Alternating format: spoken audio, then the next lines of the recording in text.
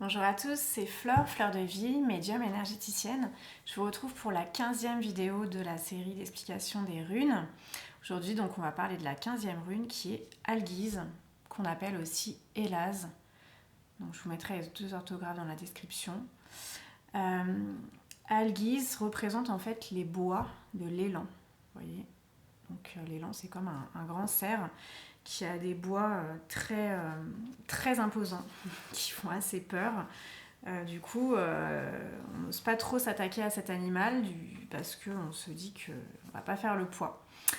C'est vraiment une rune de protection très très forte. C'est la rune de protection par excellence qui nous protège contre la folie extérieure, intérieure, le chaos. Tout ce qui peut être là pour nous déséquilibrer, cette rune va nous aider à nous centrer. On retrouve cette même idée de protection dans la rune islandaise que voici. Alors, qui se prononce Aegis-Hjalmur. Donc en fait, ça veut dire le aume de terreur. Les guerriers se peignaient ce symbole-là sur le front pour avoir une protection totale. À la fois faire peur aux ennemis et en même temps du coup être protégé. Donc on voit clairement la rune Algiz, Elaz, qui est représentée 8 fois sur ce symbole. Donc ça c'est vraiment un symbole très très très puissant. Il y en a d'autres, hein, on en parlera peut-être plus tard. Algiz, c'est aussi, ça se réfère aussi à une sorte de roseau qui est très coupant, qui s'appelle roseau de l'élan. Donc il y a cette idée de double tranchant, de protection très très puissante. C'est aussi le symbole de la lance d'Odin, donc le dieu Odin qui a donné les runes aux hommes. Ça symbolise en fait la force divine qui nous permet de vaincre toutes les forces négatives et de repousser tout ce qui nous entrave sur notre chemin. Donc moi, ça me fait un peu penser à un paratonnerre en fait. Hein. On a cette idée-là de symbole qui va repousser le mal. Ça, je l'ai dit. Ouais, c'est aussi Algiz, Elaz, c'est la conscience de ce qu'est l'énergie en fait. Le fait que l'énergie, ce soit neutre, c'est comme la force hein, dans Star Wars. Cette énergie, on peut l'utiliser d'un côté ou de l'autre. C'est comme un couteau, il y a un double tranchant, il y a les côtés coupants et il y a aussi la tranche là qui ne coupe pas, qui est moins dangereuse. Donc c'est vraiment cette conscience-là que notre façon d'utiliser l'énergie a des conséquences sur les autres, bien sûr, et aussi sur nous-mêmes.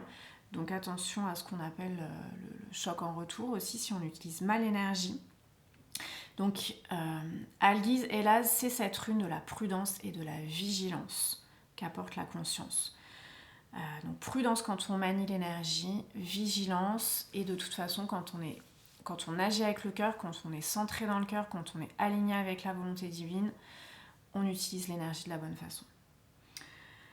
Cette rune, ça représente aussi le lien, la connexion avec le monde divin. Donc là, on voit clairement comme un homme debout, un être humain, hein, homme ou femme, debout avec les mains levées vers le ciel. Donc on a vraiment cette connexion comme l'arbre sacré qui est enraciné dans la terre et qui est aussi connecté au ciel et qui va à la fois capter les énergies cosmiques et en même temps faire le lien entre la terre et le ciel. Pour moi, ça représente aussi comme une antenne qui va capter l'énergie divine et qui va aussi pouvoir communiquer avec les mondes subtils, avec les autres dimensions.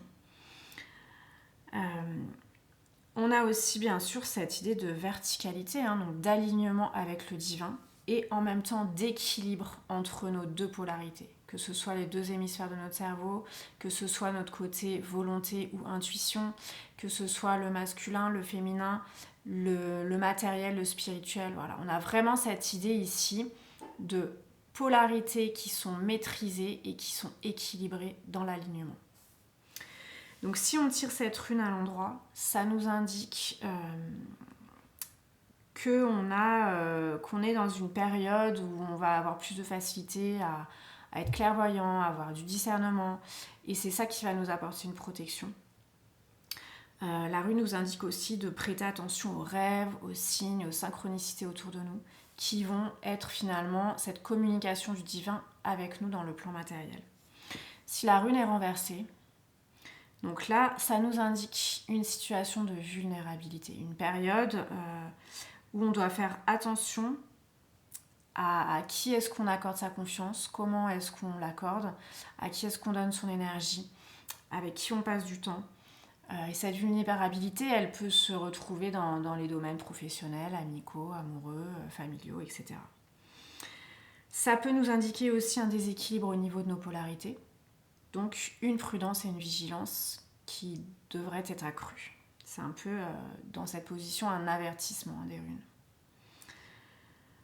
En tout cas, cette rune, pour conclure, elle nous indique vraiment que on est protégé, qu'on peut poursuivre notre quête spirituelle avec cette conscience, cette conviction de la protection divine, du divin qui nous accompagne à tout moment, parce que de toute façon, le divin est en nous, comme je disais, quand on est centré dans le cœur, automatiquement, on crée cette protection autour de nous.